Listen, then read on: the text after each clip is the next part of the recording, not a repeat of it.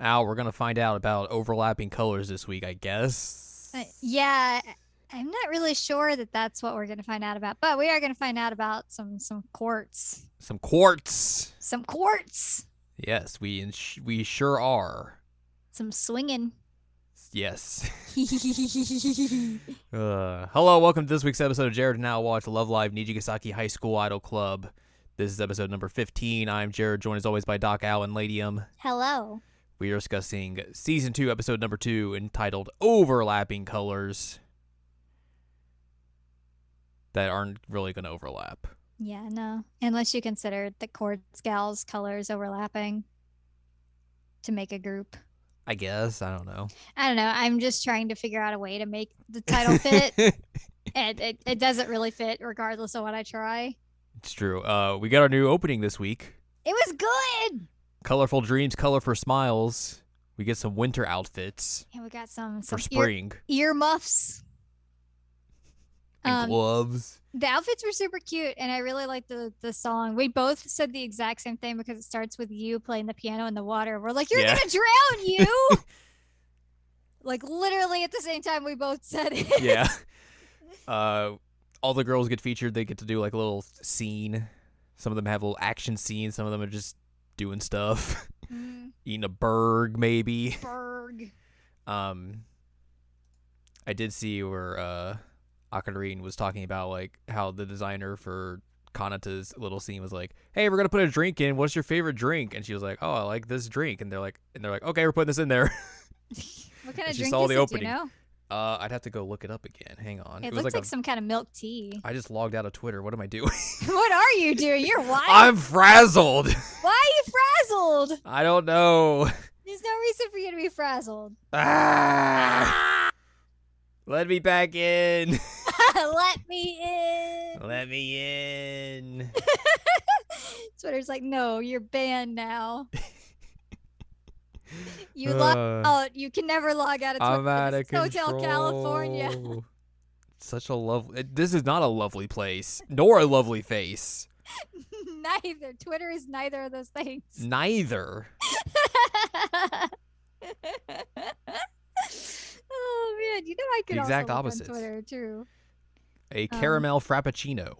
Caramel frappuccino. Okay, well that is not a milk tea, but that's funny because that's totally what she's drinking. It's just. Yep.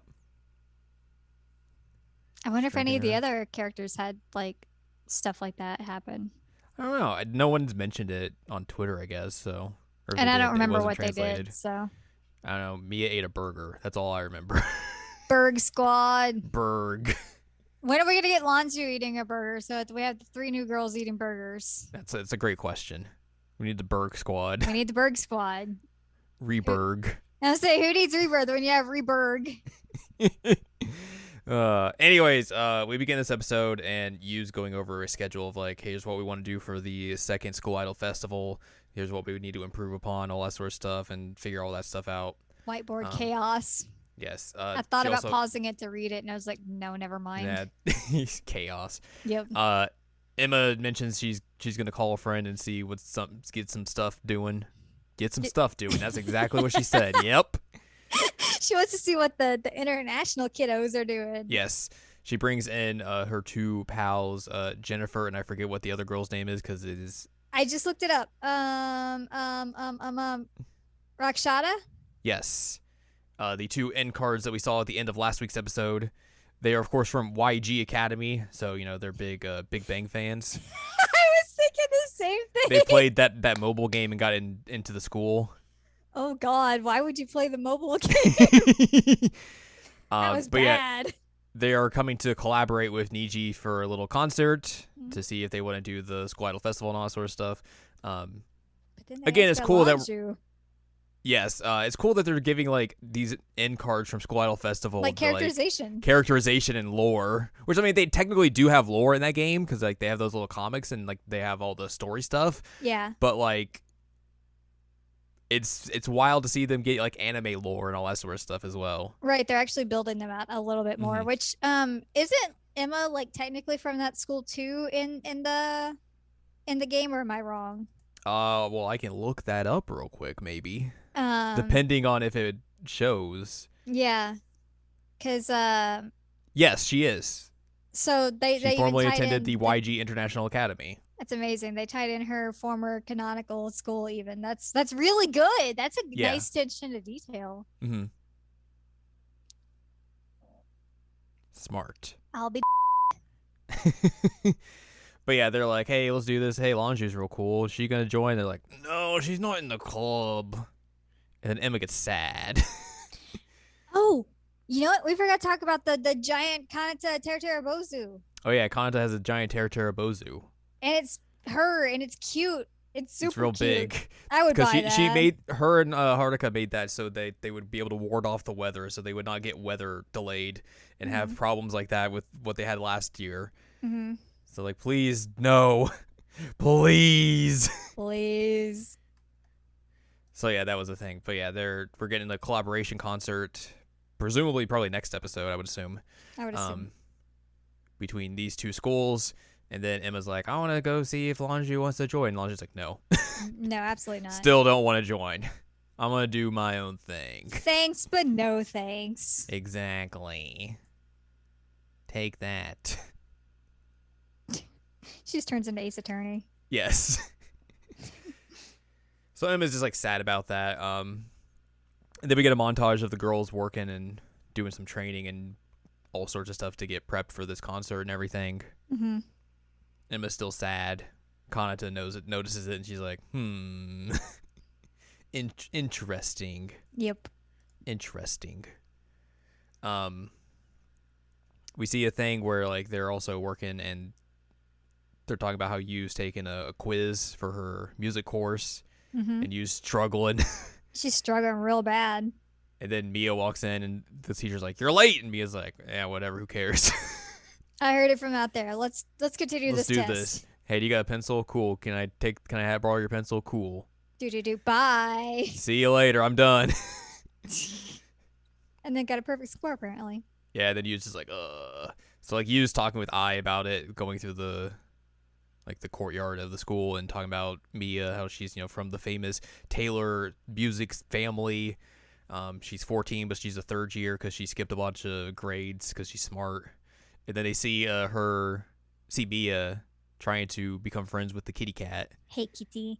I do want to say though, I think that it was smart on their part to not do the weird thing of like Mia went to college but then came back to go to high school in Japan. Yeah. Like they're just saying, she just skipped straight to third year. That makes so much more sense than like she came back for some reason. Well, she comes back just because Laundry's like, hey, you're gonna write songs for me, and Mia's like, all right, I guess I got to enroll into school now to do that. And it's just wild. Like I would never go back to high school if I'd graduated high school already. Screw that. No. So like I think that this is a better way to do that and makes a lot more like logistical sense. Yeah. The kitty wants nothing to do with Mia and instead just runs up to I and is like, hello, give me food. Hello. And Yu's like, hey, do you like cats? Mia's like, not really. And they're like, well, you want to feed the cat with us? And she's like, okay. Cat's living his best life. Yeah, so they feed the cat, and Mia stops and talks with Yu and I for a second. You and I. And basically describes her whole thing. They're like, yeah, I'm making music for Lanju. I had to come with her. Yep, that's a thing. You're like, oh, you're friends with her? She's like, no. No, not really. I just make music for her. I want my music to be heard. That's the thing. She's like, I want to like legitimize myself or something. I forget her phrasing, but she's like, this is the way to do it. It's like, that's an interesting way to have it phrased here. And then she just leaves. Yeah, goodbye. I'm out of here. Sorry, I gotta go watch the Yankees play some baseball. Eat a burg. And eat a burger. I love America. Wow, America. Hamburger. So yeah, we get a little bit of Gate Bridge. We get a little bit of Mia there. Ayabu shows up at the student council office to talk to Setsuna, and Shioriko's there as well. And they're like, yeah, we're figuring out logistics because the School Idol Festival and the Culture Festival are kind of close together in dates. We got to figure out how, to do that and make sure people can do both if they want to, and all that sort of stuff. And then IMU has a little chit chat with Shiriko afterwards, and like, hey, did you go see Lanju's concert she did? And she's like, and Shiriko's like, no, she didn't tell me about it, so I didn't go. I think that that's an interesting thing that they put in here, though, is that they're obviously building up that Lonju is doing this whole thing like, I want to be by myself, I want to do this on my own type thing. Mm-hmm. Minus Mia, she doesn't count. But Shiriko even establishes like, yeah, we grew up together, we were friends, and she's here, but like she's not even telling somebody that she would consider a very good friend like what she's doing. Mm-hmm. So they are really building up this whole like isolation that she's doing, which is interesting. It's a different take on her character for sure. Definitely a different take, because otherwise she was like in the game attached to Shiriko pretty hard. Yeah. And this one, she's kind of keeping her at arm's length, which I think fits with the characterization they're giving her here. Mm-hmm. Just wanted to note that. IMU also invites Shiriko to go to the concert, but does not give her an answer. Yeah. Shiriko is basically the one who I think has gotten the least amount of characterization so far, which is weird. But I wonder, they're just like, they have to like pull her back, because like if you tried to do the same characterization that she had in All Stars, like you would put her against Lanju, which I don't think would work. Right. So like I wonder what exactly they are going to do with her. That's what I'm curious, is like what are they actually going to do with her, and like how are they going to pull it off? Because she's made mention of like, hey, people want to be involved in the school idol festival and all that sort of stuff, but she's not talking about like her interest in it or like her lack thereof interest in it. Right. She hasn't been like an adversary to it at all. No, she's like, but she's not really like committing to being like, oh, I want to go see this stuff or anything like that. No. She's not a big fan, but she's also not just like actively against it either. Yeah. So that's interesting. So yeah, we go back to Emma being very sad about Lanju, and then Kanata runs into Rina, who's reading something on her phone. Is like, hey, what's up? And then Kasumi and Emma are walking towards them. They're like, hey, what's up? And Rina shows them like, hey, Lanju has her own fan site. She's doing another concert today, apparently. We should go see that. And Kasumi's like, no, we can't go see it. We don't even know where it is. And like Emma's like, oh, let's go ask her where it is. He's like, no, we can't go see it. We can't go ask her. That'd be desperate. Let's all put on some masks and glasses and just tail her. Little gremlins. Let's be gremlins. So they just like tail her through the city, just doing stuff where she's like going around shopping, buying snacks, getting ice cream, buying their keychains, going to Gamers so she can get all the Niji keychains. Which the implications of these things, it's come up in a few of the Love Live things. So it's like, who's making these? Like, it's kind of creepy. Well, like in original Love Live, it was just like, hey, there's this idol shop that just does merchandise for school idols.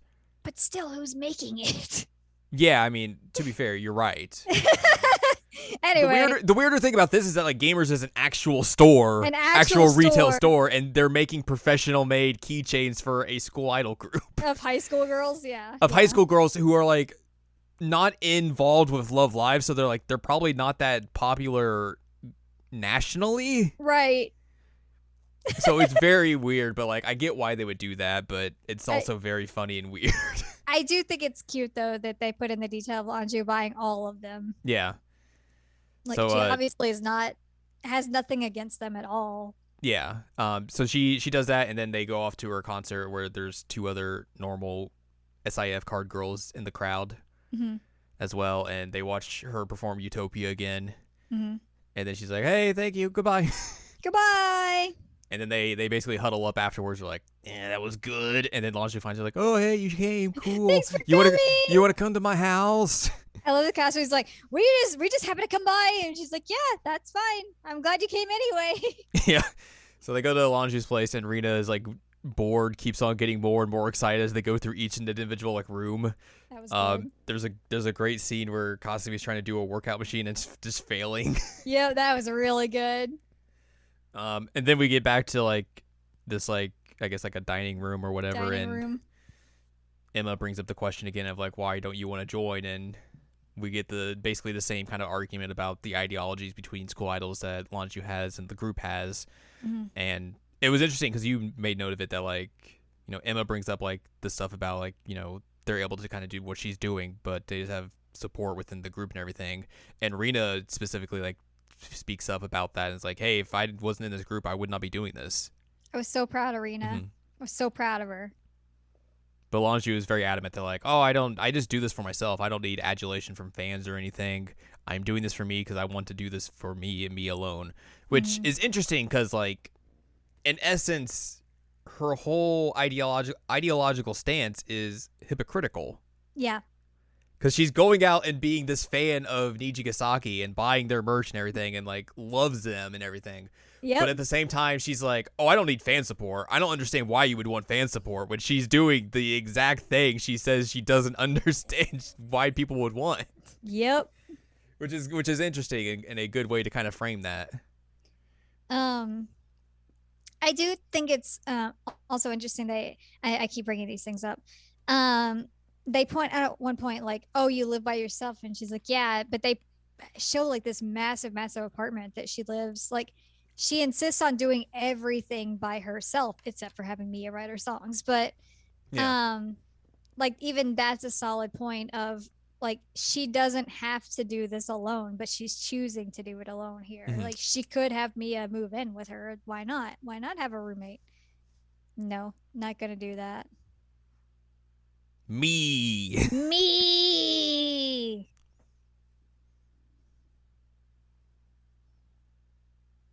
Me and me alone. So yeah, she is very adamant still about that, and the girls leave and go to a park, and they're just like, hey, what the heck? Yeah. What's up with her? So they sit on a slide and just chit chat about this, and just trying to figure out exactly what to do about the situation and everything. And this is where I was like looking at this. I was looking at the screen. And I was like thinking. I was like, wait a minute. Yep. We've just been watching a Quartz episode. Yep. Yep.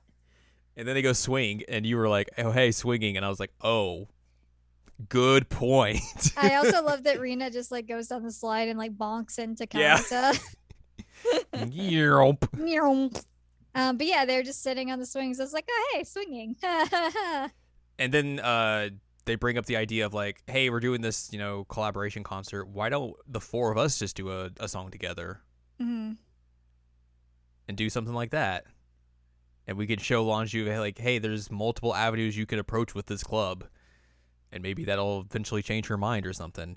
Which I think is it's a cool and interesting way to go about this season in particular because like, you know, the entirety of the other Love Live series, they tease and kind of hint at the subunits within Mm-hmm. those seasons or series, but they don't really fully commit to like showing them off or anything or like having them perform together. Right. Whereas here we are very much going to have that happen, whether or not like we actually do like subunits for reals or whatnot is a no. It's a question for I guess the later in the season, Mm-hmm. but we are actually getting subunit performances here in this season, which is another interesting thing that sets this series apart from the rest of the Love Live franchise.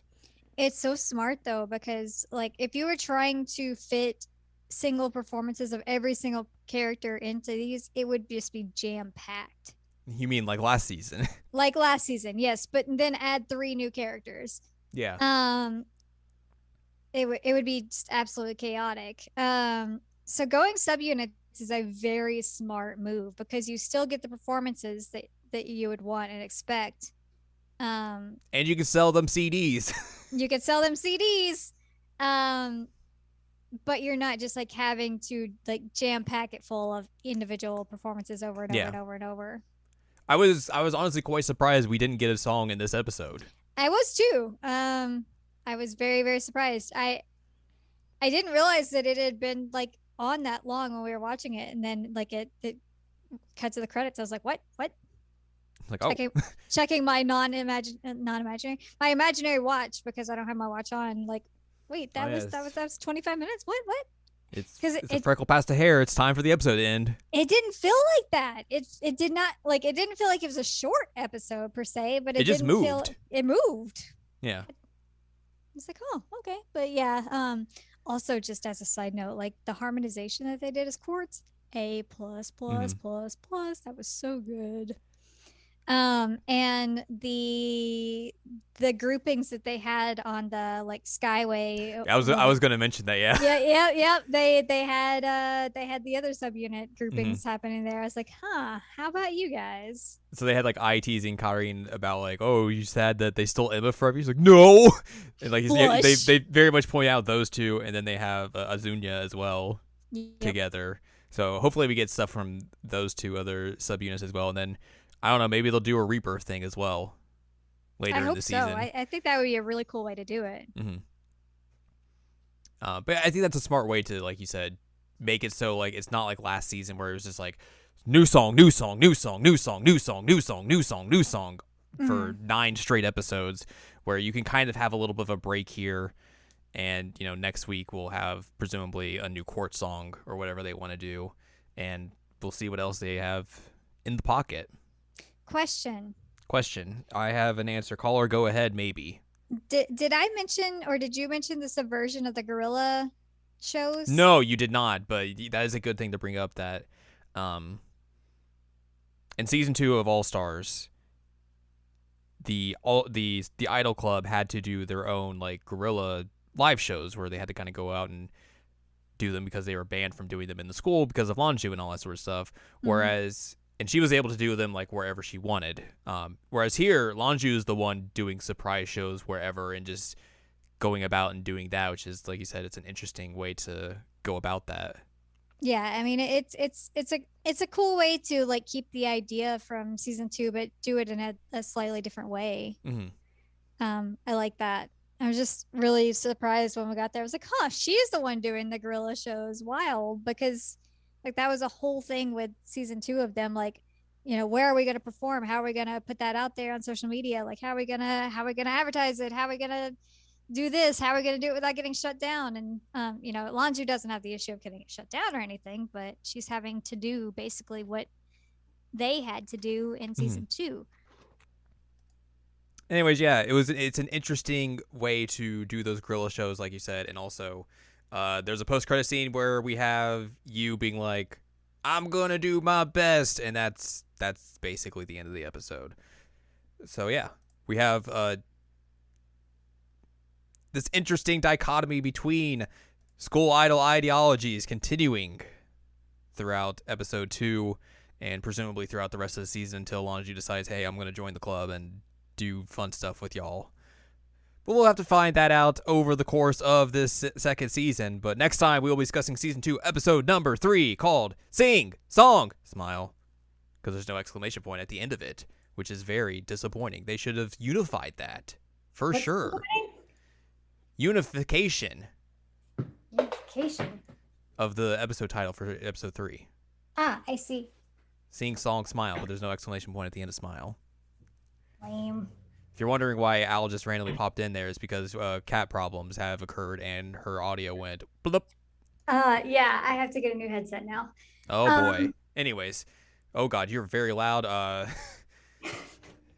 Because you're on desktop mic. Anyways, yep. that's going to do it for this week's episode. So if you'd like more from us, head on over to seasonalanimecheckup.com or sac.cool, where you can find past episodes of this podcast and other podcasts like Seasonal Anime Checkup OVA. You can also find columns and reviews on the site as well. If you'd like more from Ann Ladium, go to annladium.com. She's got columns and reviews. You can follow us on Twitter and TikTok at Anime Checkup, and you can buy our books, One Shiny Moment, a critical analysis of Love, Life, Sunshine, and Hot Tubs and Pac-Man on Amazon.com. So join us next time as we discuss Sing, Song, Smile.